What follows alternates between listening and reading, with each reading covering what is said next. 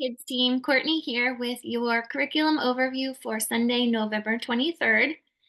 Just let's make sure we're still getting there early, 30 minutes before your service starts, so you can get there for your huddle. And that way we're getting ready to welcome our families in because our doors will open 20 minutes before service and kiddos are starting to arrive. So just make sure you're there and ready to welcome them into our building.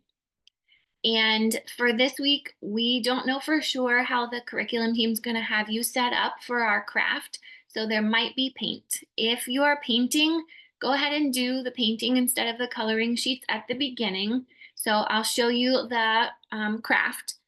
So our big idea for this week is Jesus calls us to follow, and we're getting the story of Jesus calling his followers to be fishers of men. So you might have paper plates, just have the kids paint them blue, set them off to the side to dry, and then come back to them later for the rest of their take-home activity.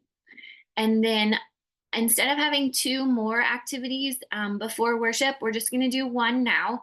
And the first one is dance like a fish. So there are different dance moves in the curriculum that you can use, and you can use any music you want, but I have a really fun song called Let's Go Swimming that we used to use in preschool. So I'll send that out if you want to try it too. It's super fun. But you can just have them do little fishy moves, blow bubbles, or have shark fins while they're dancing. And then once you wrap that up, you can move on into worship. And again, check in with them, make sure they understand what worship is, why we're doing it, and then move on to Callie's World. After that, we'll do the memory verse, and we're still doing God exalted Jesus to the highest place. Philippians 2:9. So this is our last week with that one. The kids are getting so well, they're doing so well with it. So that's amazing. Good job, everybody.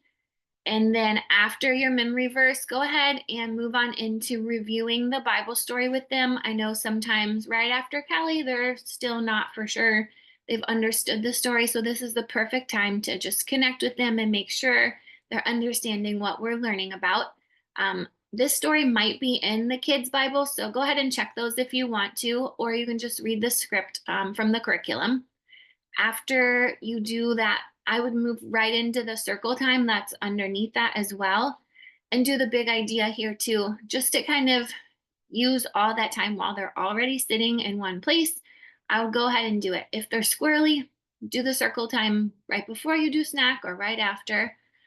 But for the big idea, like I mentioned, it is Jesus calls us to follow.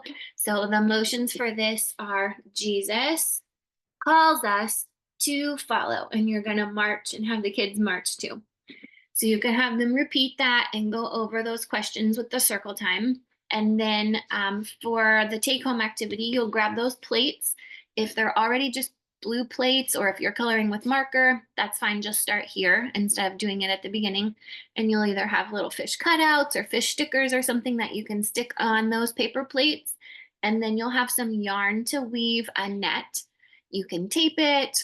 You can have the kids weave it. You can kind of see their cutout right there, little slits. So you can have it weave them, have the kids weave them through. However you want to make those nets look like they're catching those fish.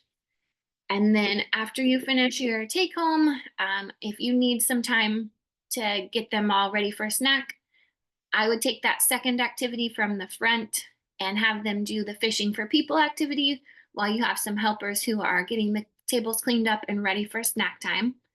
And then pray and snack. And after snack, if you still have some extra time, one of the other activities they suggested is follow the leader. So you can do that one and talk about how God gave us our own brains and we can choose to follow. We don't have to, but he wants us to follow him because we love him. And I would just make sure they get that point, because we want them to know it's always our choice and God wants us to choose him because he calls us to follow him, so we can make that choice.